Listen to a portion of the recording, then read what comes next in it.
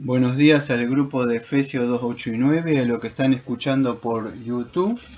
Y en el día de hoy vamos a culminar esto que estuvimos haciendo, estos pequeños devocionales o cápsulas de Romanos.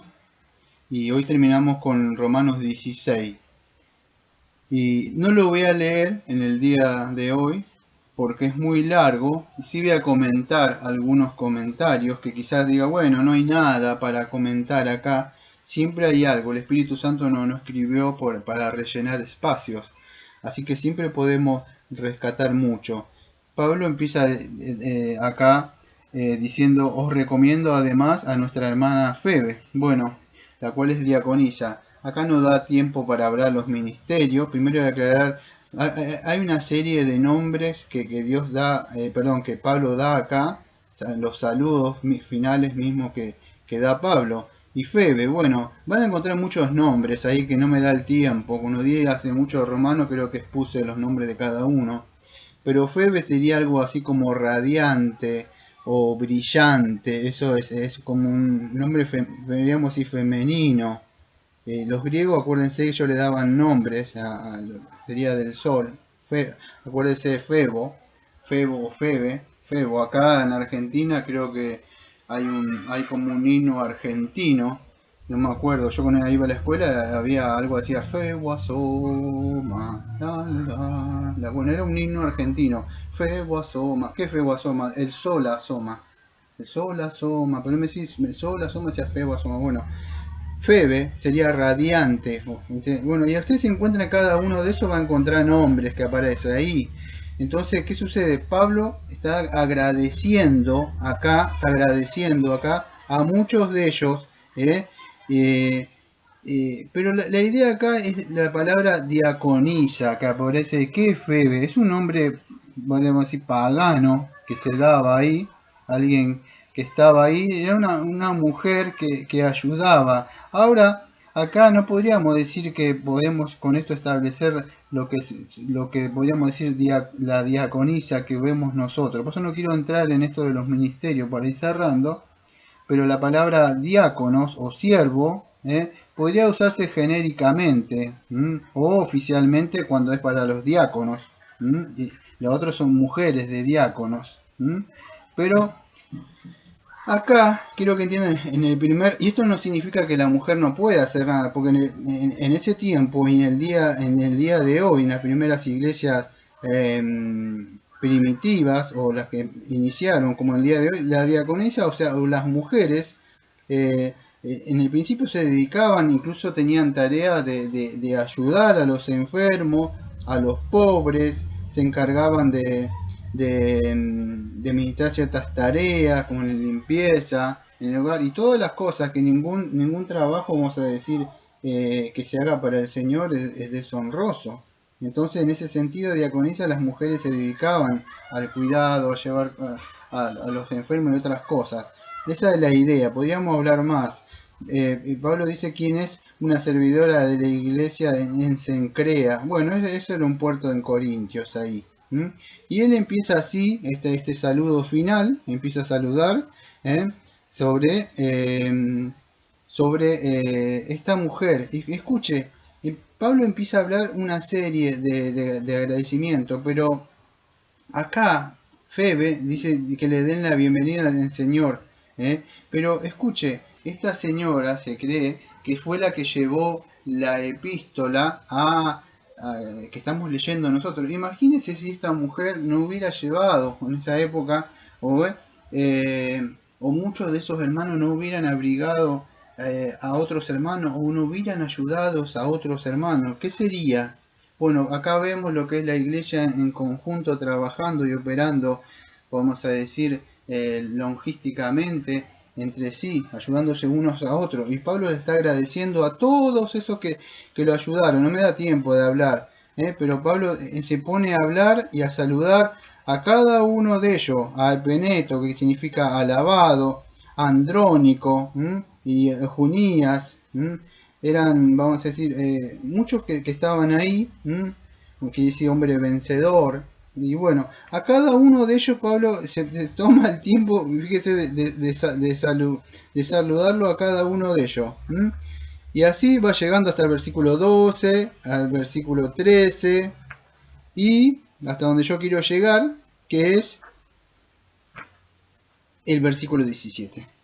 Y el versículo 17 dice así: Mas os ruego, hermanos, que os fijéis en los que causan divisiones y tropiezos en contra de la doctrina de vosotros que habéis aprendido y que apartéis de ellos. Porque tales personas no sirven a nuestro Señor Jesucristo, sino sus propios vientres, con suaves palabras y lisonja engañan a los corazones de los ingenuos. Bueno, acá Pablo hace en esta advertencia, ya casi llegando al final, hace una advertencia: os exhorto. ¿Qué dice acá? Dice: os exhorto, os ruego que os fijéis. Bueno, os fijéis, la idea, fijéis, sería observar,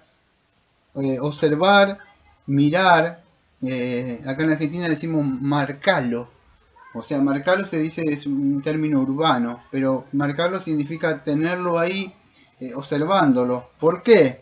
No tengo que andar como un paranoico, perdón, sí, un paranoico, viendo a ver que si todos están así. No, es ciertas marcas distintivas de ellos que hablan herejía. ¿Y acá cuáles son? Los que causan divisiones y tropiezos. Eso es, tenía que ver con las cuestiones doctrinales. Ojo con esto, porque hay veces cuando hay iglesias de falsa doctrina y entra ahí un cristiano así que conoce el verdadero evangelio y las verdaderas doctrinas, y usted se pone a hablar y explicar y va a decir: usted está causando tropiezos, hermanos. Usted no está causando tropiezos, lo que está predicando el verdadero evangelio. Usted le está diciendo que eso que están enseñando y todas esas cosas no es bíblico. Y quizás usted sea acusado de causar tropiezo, pero no es así. Usted le está predicando el verdadero evangelio. Ahora, si usted está en una iglesia sana, bien constituida, y alguien viene a traer, como ha pasado, a mí me ha pasado varias veces, alguien viene a traer otras cosas, otros vientos de doctrinas, entonces no tenemos que tratar de evitar esas presiones. Si alguno viene predicando otro evangelio, ¿qué sucede?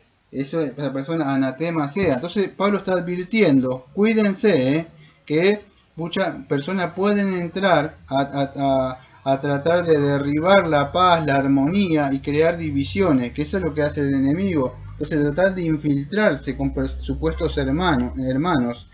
Y fíjese lo que dice el versículo 18: porque tales personas no sirven a nuestro Señor Jesucristo, sino a sus propios vientres, y con suaves palabras y lisonjas engañan los corazones de los ingenuos. ¿Qué es esas lisonjas? La palabra en el griego es eulogías. ¿Qué significa? Significa alabanza, discurso, un discurso pulido, palabras escogidas. Y aunque son falsas o hipócritas, es una falsa elocuencia, halagos, con el fin de atraer, vamos a decir, a personas que son ingenuas, y entonces lo empiezan a seguir. ¿Se acuerdan del progreso de Peregrino con los cristianos que estamos haciendo la serie ahora y subiéndola? Aquello que ya alguien le va a tocar hacer de los que están ahí en ese grupo, a Locuaz. Y Locuaz se acuerda como dice: ¿de qué hablaremos? Y empieza a hablar de la gracia, de la regeneración, dice.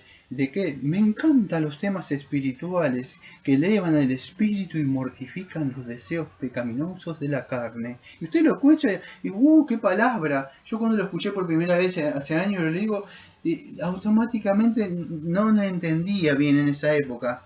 Hasta cuando puedo entender que esta persona se sabía todas las doctrinas, pero era hipócrita. Porque recuerda que el cristiano le dice a Fiel, le dice: ten cuidado con él, que dice una cosa pero no la hace, en su casa hace otra cosa. Pero bueno, estas personas son lisonjas, que significan alabanza. Y esas personas que a veces quieren lograr algo y le hace escuchar a otros y le endulza el oído con el fin de extraerle algo. Estarte atento, estar en guardia. Fijéis cuando ellos entren. Hay muchos predicadores que son muy locuaces para hablar, tienen un discurso muy pulido al hacer hablar. Tengan cuidado. A veces hay predicadores que no son, vamos a decir, no son muy versados en el arte de la oratoria. Yo generalmente cuando predico soy como Pablo, vamos a decir cuando Pablo decía a los corintios que él, no, acuérdense, predicaba en esa época, en la época de los griegos, en la cultura helenística, había mucha filosofía, Sócrates y todo eso, Platón y todo eso que estaban. Entonces Pablo decía, lo escuchaban hablar y decía, este no tiene mucho, o sea, no es como esto. Bueno, yo cuando predico también hago lo mismo. Mi idea es tratar como maestro, de enseñar, mostrar todo lo que puedo, y a veces el sermón no sale como muchos lo tienen, con una introducción y siguiendo las reglas de homilética. Y a veces mi idea es que transmitir el mensaje de salvación en las personas y lo que estoy enseñando de una forma que vaya a la mente, sin hacer un reduccionismo de la teología propiamente bíblica que está ahí. ¿eh? Pero hay muchas personas que tienen lisonjas y traen así una red, vamos a decir, de cosas bien armadas para que las personas que atraen los ingenios. ¿Ves cuando traen esas para cazar a los animalitos, algo así, que se arman ciertas cosas y el animalito que ingenuo se mete? Pero hay otros animales que son, vamos a decir, más astutos y saben eso y evitan esas trampas. Bueno, cuidado, cuidado con eso cuando vienen así. Hay que tener cuidado. Creo que había un hijo no sé si era Salón, no me acuerdo uno de esos, el hijo de David, que se paraba a la puerta de la entrada cuando estaba David el rey y empezaba a endulzarle los oídos a la gente cuando iba a entrar. Oh, si yo estuviera como rey y yo si pudiera decir, solucionaría los problemas de este pueblo, pero ay, qué lástima que yo no estoy como rey. Yo lo estoy parafraseando. Tengan cuidado cuando estén, porque esas personas tratan de tener, el reino no es comida ni bebida, dice Pablo ahí. Bueno, en 14:17 de Romano dice, porque el reino de Dios no es comida ni bebida, sino justicia, paz, gozo en el Espíritu Santo. Fíjese, porque acá dice, porque tales personas no sirven a nuestro Señor Jesucristo, sino a sus propios vientres. Con suaves palabras y lisonjas engañan los corazones de los ingenuos. Una persona ingenua. Entonces, el reino de Dios no es comida, sino justicia. ¿Qué estuvimos viendo a lo largo de estos meses? La justicia. ¿Cuál es la justicia? Bueno, el hombre está muerto en delito y pecado. ¿Usted quiere entrar al reino de Dios? Bueno, debe nacer de nuevo.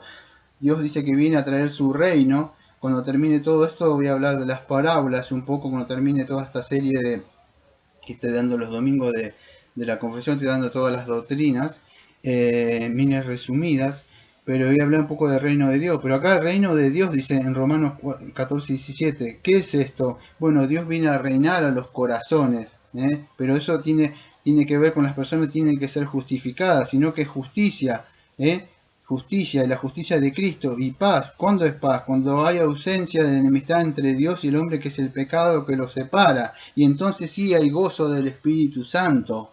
Y podemos hacer, vamos a decir, una doxología como lo hace Pablo al final acá de esta epístola. Entonces, tales personas no sirven a nuestro Señor Jesucristo, sino a sus propios vientres, a ellos mismos, podríamos decir, con suaves palabras engañan el corazón de los ingenuos. Ingenuos, son los nuevos, personas inexpertas que todavía no están creciendo.